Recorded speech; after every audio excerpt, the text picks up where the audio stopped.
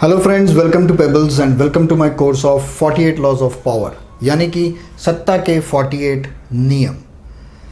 शुरू करने से पहले अगर आपने इसको सब्सक्राइब नहीं किया है इस चैनल को तो प्लीज़ कर दीजिए। इस वीडियोस को लाइक और शेयर भी कर दीजिए, कमेंट कर दीजिए। मैं हर कमेंट का पर्सनल जवाब देता हूँ। और चलिए फिर शुरू करते हैं। Rule number 20। रूल नंबर 20 ये भी एक बहुत इम्पॉर्टेंट है, क्योंकि हम इंसान बहुत ही इमोशनल कैरेक्टर्स होते हैं। ओके, और ये रूल ये कहता है कि किसी से भी पक्का वादा मत करो। Do not commit to anyone. Do not commit to anyone. वचन, किसी को भी वचन मत दो, किसी से भी वादा मत करो। ये बहुत इम्पॉर्टेंट है। और आपकी ज़िंदगी में मे बी पर्सनल लाइफ हो या प्रोफेशनल लाइफ हो, दो वक्त ऐसे आते हैं जब आपको बहुत केयरफुल रहना पड़ेगा। नंबर 1, जब आप बहुत खुश हैं, आपको बहुत खुशी हुई, आपका प्रमोशन हुआ है, आपका अप्रेजल आपको मिला है, कोई तो प्रोजेक्ट पास हुआ है, बहुत खुश हो आप। उस वक्त भावनाओं में बहकर हम गलती से वादे करते हैं, किसी को वचन दे बैठते हैं, किसी को वादा कर बैठते हैं, और बाद में कई बार ऐसा होता है कि वो वादा निभाना, वो वचन निभाना बहुत ही मुश्किल हो जाता है। हम मुश्किल में आ सकते हैं। और दूसरी सिचुएशन होती है जब आप बहुत दुखी हो या आप बहुत गुस्से में हो, दुखी हो। ये सिचुएशन को आपको अलर्ट रहना पड़ेगा। ऐसे सिचुएशन में कभी किसी को बुरा मत कहो, किसी का इंसल्ट मत करो। ये दो सिचुएशन प्रोफेशनल लाइफ में बहुत इंपॉर्टेंट है। इसके पहले भी रूल हम देख चुके हैं कि आपको एक ऐसा फेस बनाना है कि कोई पहचान ना सके कि आपके मन में क्या चल रहा है। तो भले आप खुशी, कभी कभी ऐसा होता है कि हमें बहुत खुशी हुई है और वो हम छुपा नहीं सकते उसको, लेकिन उस वक्त किसी को वादा मत करो, किसी को वचन मत दो। मैं तो कहता हूँ कि आप अपनी लाइफ से वचन, वादा, प्रॉमिस, ये वर्ड्स डिलीट कर दो, निकाल दो। इन तीनों लफ्ज़ों को, तीनों वर्ड्स को आप निकाल कर फेंक दो। जब तक ये आप नहीं निकालोगे, आप हमेशा कभी ना कभी किसी ना किसी संकट में फंस जाओगे। अब आप ऐसा कहोगे कि तो क्या हमारे पर्सनल लाइफ में भी किसी को मदद नहीं करेंगे, किसी को वचन नहीं देंगे? नहीं, पर्सनल लाइफ में भी नहीं। अगर आपको किसी के लिए कुछ करना है और अगर कोई आपसे कुछ फेवर मांग रहा है, कुछ कर रहा है, तो उसे कहिए मैं कोशिश करूँगा, वादा नहीं। कोशिश करूँगा। ज़रूरी नहीं है कि हर बार कोई आपसे मदद मांगे या कोई आपसे कोई चीज़ मांगे और आपको उसे देनी ही पड़ेगी। ये ज़रूरी नहीं है, एब्सोल्युटली नहीं। हाँ, अगर आपके मन में भी उसके लिए वो चीज़ करनी है, फिर भी आप ये मत कहिए हाँ I promise you, I promise I will do it, मैं वादा करता हूँ ये मैं करूँगा, मैं वचन देता हूँ ये मैं करूँगा। नहीं, आप हमेशा कोशिश, इस वर्ड का, I will try my level best, मैं कोशिश करूँगा, यही वर्ड्स आपको यूज़ करने हैं। वादा, प्रॉमिस, वचन फेंक दो सीधा। अगर कभी कभी ऐसा होता है कि अगर आपकी गर्लफ्रेंड है, वो उसने आपसे कुछ वचन मांगा, वादा मांगा, और आपने कहा कि नहीं मैं कोशिश करूँगा, तो आपकी बैंड बज सकती है, वहाँ पे झगड़ा हो सकता है। वहाँ पे उस वक्त शराबी फिल्म का अमिताभ बच्चन का डायलॉग सीधा मार देना मुंह पर कि मैं वादा नहीं करता, क्योंकि वादे अक्सर टूट जाते हैं, कोशिशें कामयाब होती है। भले आप वो कोशिश करने वाले हो या नहीं, लेकिन उस प्रॉमिस से छूटने के लिए आप ये कह सकते हो कि वादे हमेशा तो टूट जाते हैं, इसलिए मैं किसी को वादा नहीं करता, प्रॉमिस नहीं करता, कोशिश करूँगा, कोशिशें हमेशा कामयाब होती है। I will try my level best. क्योंकि अगर आपने वो चीज़ नहीं की, अगर आप फेल हो गए, तो भी आपके पास निकलने का एक रास्ता है कि मैंने ट्राई तो पूरा किया था, मैंने कोशिश तो पूरी की थी, लेकिन वो नहीं हो पाया, आई एम वेरी सॉरी। तो कोशिश करने के बाद सॉरी एक्सेप्ट हो जाती है, लेकिन वादा तोड़ने के बाद बहुत बार सॉरी एक्सेप्ट नहीं होती। आपकी अपोलॉजी एक्सेप्ट करना बहुत मुश्किल हो जाता है। तो आपको जो करना है वो करो, लेकिन वर्बली किसी को वादा मत करो। और प्रोफेशनल लाइफ में अगर राइटिंग में कभी कुछ देना हो, मतलब अपना कंसेंट वगैरह कुछ देना हो, तो that should be in the minimum words. हमें बहुत बार ऐसा लगता है कि हम अगर सपोज मुझे कुछ आपसे एक प्रोमिसरी नोट देना है या कुछ कंसेंट देना है, तो मुझे ऐसा लगता है कि अगर मैं डिटेल में लिख के दूंगा, अगर मैं पूरा डिटेल में उसका लिख के दूंगा, every situation will be covered, वैसा करके अगर मैं दूंगा तो मैं बच सकूंगा वहाँ से। तो I am very clear on my side. लेकिन याद रखो, इंडिया में नहीं पूरे वर्ल्ड में जो झगड़े होते हैं, जो कन्फ्लिक्ट्स होते हैं, जो आपने कंसेंट दिया है, जो वादा किया है, उसके ऊपर से जो कन्फ्लिक्ट्स या झगड़े होते हैं, वो या तो रास्ते पे फाइटिंग करके सॉल्व होते हैं या फिर बिगड़ते हैं या फिर सीधा कोर्ट में जाते हैं।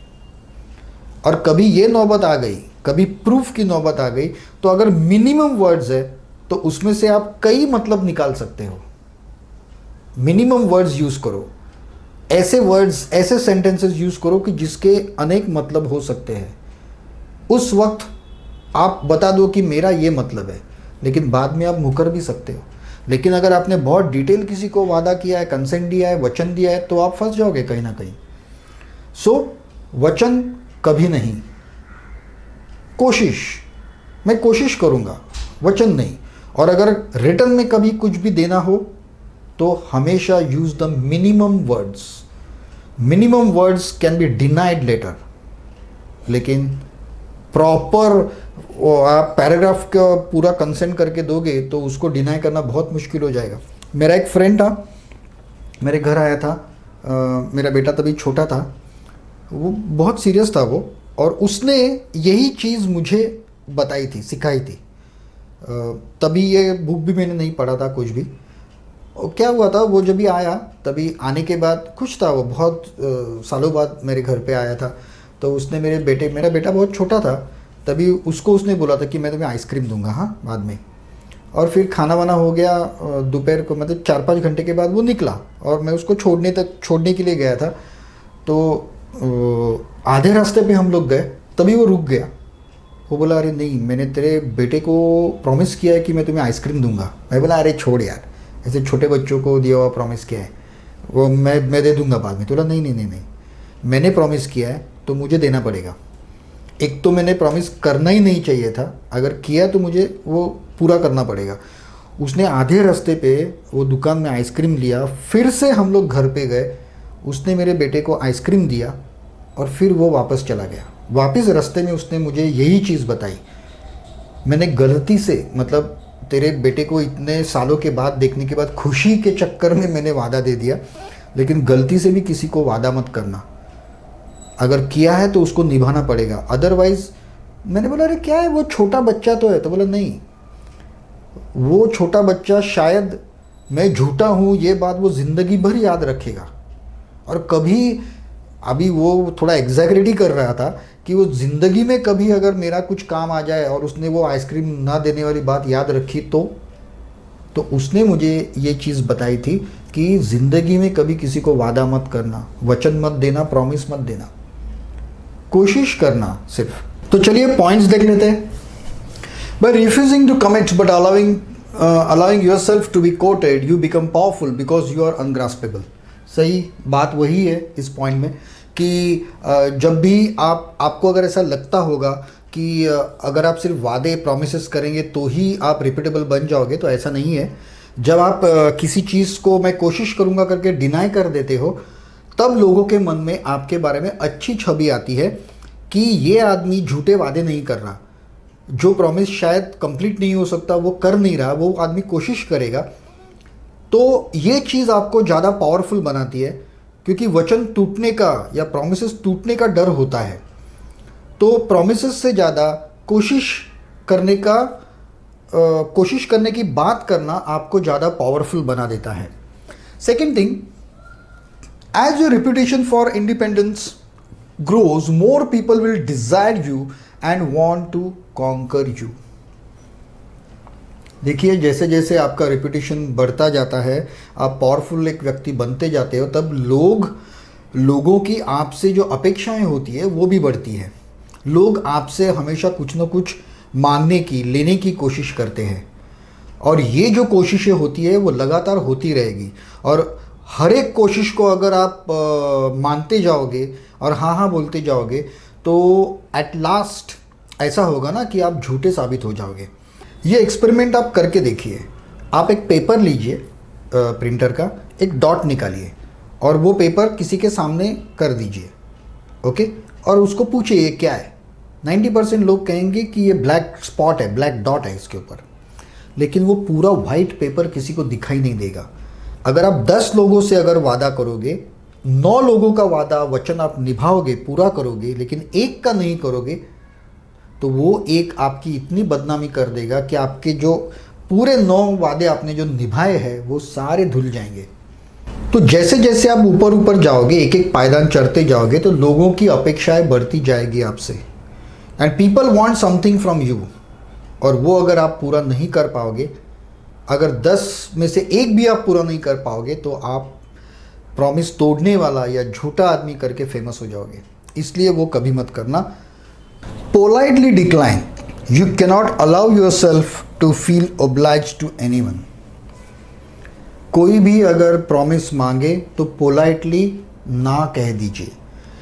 ये जो चीज़ है ना, वो मुझे थोड़ी सी मंजूर नहीं है। मतलब हम जिस प्रकार से ट्रिक्स और टिप्स यूज़ कर रहे हैं, ट्रिक्स यूज़ कर रहे हैं टारगेट के ऊपर, वो डिक्लाइन क्यों करने का? ये जो पोलाइटली डिक्लाइन जो लिखा है, तो मेरे ख्याल से ये प्रॉमिस डिक्लाइन कर दीजिए, लेकिन उसके साथ में जो इन्होंने नहीं दिया है वो आप कोशिश जोड़ दीजिए। मतलब सीधा बोल दीजिए कि मैं प्रॉमिस तो नहीं कर सकता, लेकिन मैं कोशिश करूँगा। चाहे उसके बाद आप कुछ कोशिश मत कीजिए, लेकिन बाद में आप बोल तो सकते हैं कि I tried my level best, मैंने बहुत कोशिश की लेकिन नहीं हो पाया, या फिर मैंने बहुत कोशिश की लेकिन मुझे टाइम नहीं मिला, ये हुआ वो हुआ। जब आप कोशिश किसी के लिए कर रहे हो तो फिर वो तोड़ना भी, काम ना होना भी जायज़ है, लेकिन प्रॉमिस मत करना। और उसके लिए किसी से ओब्लाइज होने की ज़रूरत नहीं है, क्योंकि आपके पास जैसे जैसे आप एक एक पायदान चढ़ते जाएंगे, आपके पास बहुत सारे लोग बहुत सारे डिमांड लेके आएंगे, प्रॉमिसेस मांगेंगे, काम करवा के लेंगे, ये सब कुछ होगा। तो हर एक को अगर हाँ बोलते जाएंगे तो आपके करियर की तो बैंड बज जाएगी उसमें। तो you have to decline it politely. अभी इसके आगे जो है जैसा हम लोग कहते हैं कि खुद प्रॉमिस मत दो, लेकिन दूसरों से प्रॉमिस ले लो। For example, seek promises from both the sides. दोनों से जो भी है, दोनों तरफ से सारे लोगों से प्रॉमिस ले लो आप, लेकिन किसी को प्रॉमिस दो मत। Okay, keep seek the promise from both the sides, so no matter what the outcome of an election or battle, your position is secured। अगर किसी से आपने प्रॉमिस ले लिया और उसने वो पूरा किया तो आपका काम हो जाएगा। अगर नहीं पूरा किया तो आप बोलने के लिए फ्री है कि ये साला कैसा आदमी है, ये अपना प्रॉमिस भी नहीं रखता, जुबान देता है लेकिन इसके जुबान की तो कोई कीमत ही नहीं है, ये भी आप बोल सकते हो। तो दूसरों से प्रॉमिस ले लेना, लेकिन किसी को प्रॉमिस देना नहीं। Okay, next point will see, observe quarrelling parties and stay neutral but supportive to both the sides, gain power as a mediator. ये जो 4th और 5th पॉइंट जो है, वो पॉइंट है कि आप खड़े हो, दूसरे दोनों का झगड़ा चल रहा है या कुछ तो चल रहा है, या उसमें शांति प्रस्तावित करने का ट्राई कर रहे हो या सुलह करवा रहे हो, उसके लिए ये 2 है। लेकिन यहां मैं बोलूंगा दूसरों से प्रॉमिस ले लो, खुद प्रॉमिस कभी मत दो। और अगर आपका कुछ संबंध नहीं है, 2 लोगों के बीच में आपको कुछ तो सेटलमेंट करना है, तो दोनों पार्टी से प्रॉमिस ले लो, लेकिन खुद प्रॉमिस मत दो। दोनों पार्टी से प्रॉमिस ले लो। यहां ये पॉइंट यही कहता है, observe quarrelling parties and stay neutral but supportive both the parties. जब 2 लोग झगड़ रहे हो तो आप न्यूट्रल रहिए। कुछ पॉइंट इसके भी बराबर है, कुछ पॉइंट इसके भी बराबर है, तो दोनों अपनी अपनी जगह पे सही है, लेकिन कहीं ना कहीं तो सेटलमेंट करना पड़ेगा वगैरह वगैरह बोल के आप किसी एक की साइड लेना अवॉइड कर सकते हो, प्रॉमिस दोनों से लेना, तो उससे क्या हो जाएगा, आप मीडिएटर मतलब मध्यस्थ करके आप फेमस हो जाओगे। मतलब लोग आपके पास झगड़े सुलझाने के लिए या फिर किसी बात का ओपिनियन मांगने के लिए या राइट या रॉन्ग प्रूव करने के लिए आपके पास आएंगे और आपका रुतबा उतना बढ़ेगा उसमें। सो ऑलवेज रिमेंबर कि बी सपोर्टिव, किसी एक की साइड नहीं लेनी है।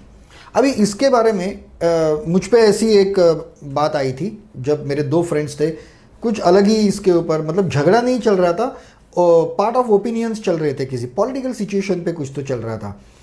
तभी मुझे आखिरी रास्ता फिल्म जो थी अमिताभ बच्चन श्रीदेवी की, उसका एक सीन याद आ गया।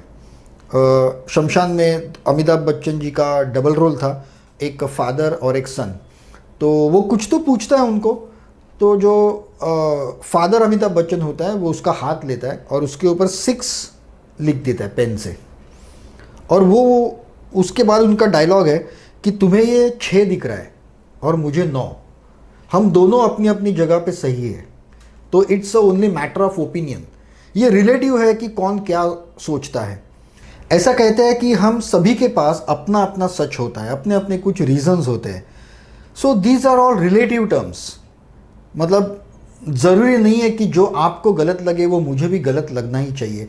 शायद हम दोनों सही है अपने अपने तरीके से। कभी कभी ऐसा कहा जाता है कि वॉर के दोनों साइड में अच्छे लोग होते हैं लेकिन फिर भी वॉर होता है, ऐसा भी कहा जाता है। तो एट दैट टाइम आपको न्यूट्रल रहना है, गलती से भी किसी एक की साइड मत लो।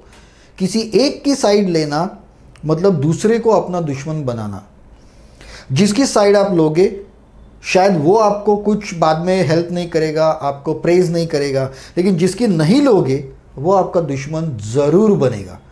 So always keep in mind. In short, ये जो रूल नंबर 20 है वो बहुत ज़रूरी है और हम सभी को याद रखना भी चाहिए कि जैसे मैंने कहा था कि दया, क्षमा, शांति, ये सब सारी चीज़ें इससे निकाल दो तब तक आप तरक्की नहीं कर पाओगे।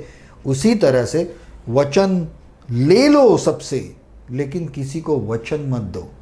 फिल्म के डायलॉग मार के उसे टाल दो, कोशिश करके टाल दो उसको, बस। फिर आप कोशिश करो या ना करो उससे कोई फ़र्क नहीं पड़ता। ये डिपेंड करता है कोशिश करना कि आपका उसमें कुछ फ़ायदा है या नहीं है। आपका स्वार्थ है तो कीजिए, नहीं हुआ तो मत कीजिए, लेकिन वचन मत दीजिए। So that's all in this rule number 20। हम फिर मिलेंगे अगले वीडियो में रूल नंबर 21 में। तब तक के लिए आप कमेंट्स, शेयर, लाइक, सब्सक्राइब वगैरह वगैरह करते रहिए। Thank you very much. Have a nice day.